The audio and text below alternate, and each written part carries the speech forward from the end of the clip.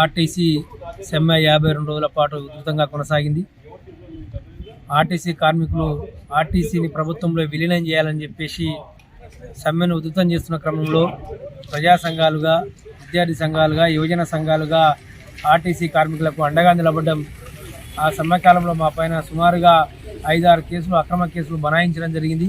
మా పైనే కాదు, ఆర్టీసీ అనేక మంది, వందలాది మంది ఆర్టీసీ ఉద్యోగులపై కేసులు బనాయించారు. కానీ ఆ కేసులు నేటికి కూడా కొట్టివేయలేదు. 2019 నుంచి ఇప్పటిదాకా ఆర్టీసీ ఉద్యోగులుగా, ప్రజా సంఘాలుగా, అదేవిధంగా అనేక రకాల వామపక్ష పార్టీ నాయకులు ఈ సమ్మెలో పాల్గొన్నారు. కానీ ప్రభుత్వం నిరంకుశంగా సమ్మెను అణచివేయడానికి ప్రయత్నం చేసింది. కానీ సమ్మె విజయవంతమైంది. కానీ కేసులు మాత్రం అనేకంగా బనాయించబడ్డాయి. ఈరోజు నూతనంగా అధికారంలో వచ్చినటువంటి ప్రభుత్వానికి, ముఖ్యమంత్రి రేవంత్ రెడ్డి గారికి ఒకటే విజ్ఞప్తి చేస్తూ ఉన్నాం. ఆ సమ్మె కాలంలో కేసీఆర్ ప్రభుత్వం కాలం నాటి సమ్మె కాలంలో పెట్టినటువంటి, ఆర్టీసీ సమ్మె కాలంలో పెట్టినటువంటి అక్రమ కేసులు అన్నింటినీ కూడా ఎత్తివేయాలని చెప్పేసి కూడా ఈ రాష్ట్ర ముఖ్యమంత్రికి విజ్ఞప్తి చేస్తా ఉన్నాం. ఆర్టీసీ పరిరక్షణ కోసం ఆర్టీసీ ఉద్యోగులంతా ఐక్యంగా సమ్మె చేస్తున్న 52 రోజుల పాటు సమ్మె జరిగింది.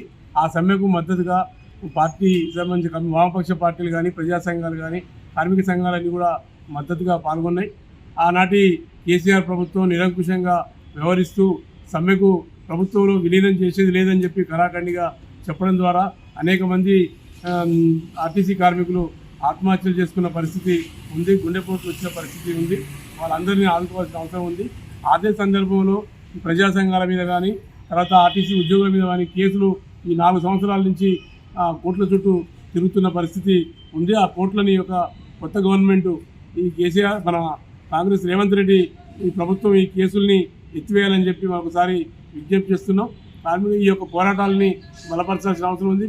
ఆర్టీసీని ప్రభుత్వం విలీనం చేసినట్టుగా గత ప్రభుత్వం ప్రకటించింది. దాని ప్రాసెస్ని కూడా పూర్తి చేయాలి. చనిపోయిన కుటుంబాలను ఆదుకోవాల్సిన అవసరం ఉందని చెప్పి తెలియజేస్తా ఉన్నాం.